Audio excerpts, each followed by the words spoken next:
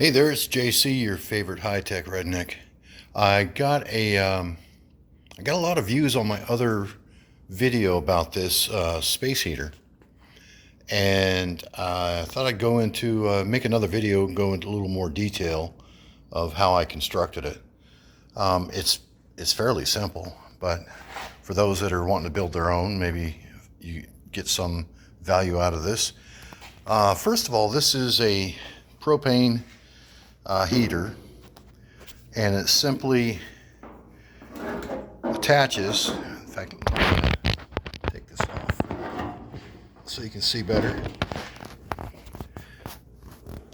It simply attaches up on these hooks, which gives it a bit of clearance, and there's those little legs at the bottom that keep it cleared. And you may wonder why that hole is so big, and I just had to run because I wanted to be able to run the entire regulator through there if I had to remove this, instead of having to take it off at the fitting every time. That's meant to be coming on and off a lot. That one isn't. Alright, so let's set this back up here. Pardon the filming, I have one hand. Yeah, just that easy. Set it back up on the support. So what I did is I just took Harbor Freight universal, actually no, the two in the back are fixed, the two in the front are swivels, so that I can move it around easy. And the swivels have, as you can see, they've got the locks on them, so if you have to, lock it. Basically I just picked up some 2x3s, made a cheap little base out of it. I had some scrap OSB, like that's a 1/2 inch OSB laying around, so I used that. So really I was just trying to make this on the cheap and as fast as I could, because it was getting cold that evening and I wanted to have this up and running. When I put the brackets to hold the heater up, I was worried about them pulling through that particle board, so that's why I scabbed on these little short pieces of 2x4 here, so that those brackets there, have got something to screw into, more substantial than that particle board. Just put a couple of gussets on either side to keep it from flopping around a bit. It's all 2x3 except for those 2x4s there. And I didn't want this tank slinging around, so I added this chain to keep it from moving, falling off the back. I mean, it can move a little bit, but it ain't coming off.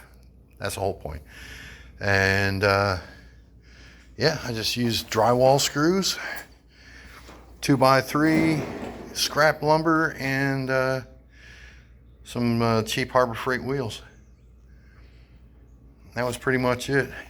The design decision, I think somewhere on the back of this heater, it talks about how high it needs to be off the floor and away from anything on the sides, etc. So that's why I've got this gap underneath there. I believe it's a 4-inch spacing was the minimum requirement for this heater. So that's why it's mounted up like it is. And you may or may not have the same exact Dynaglow brand or model. I don't remember what model number this is.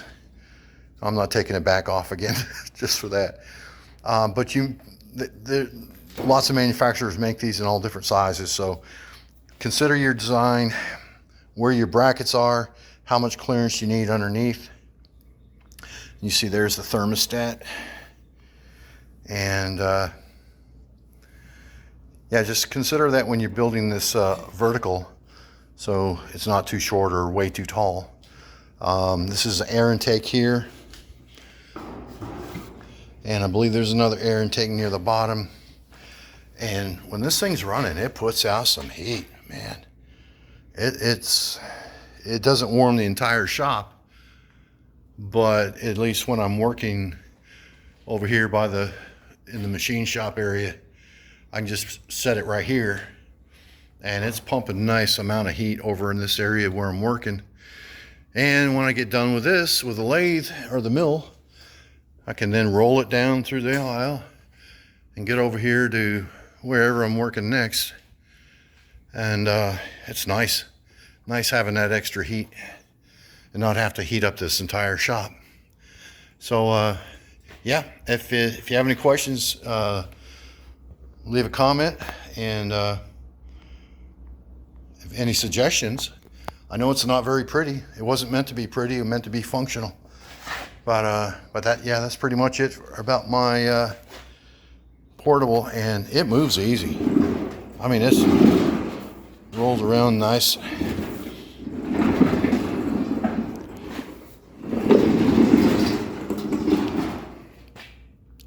Anyhow, that's it. Thanks for watching. Hey, if you like this one, go watch this video next.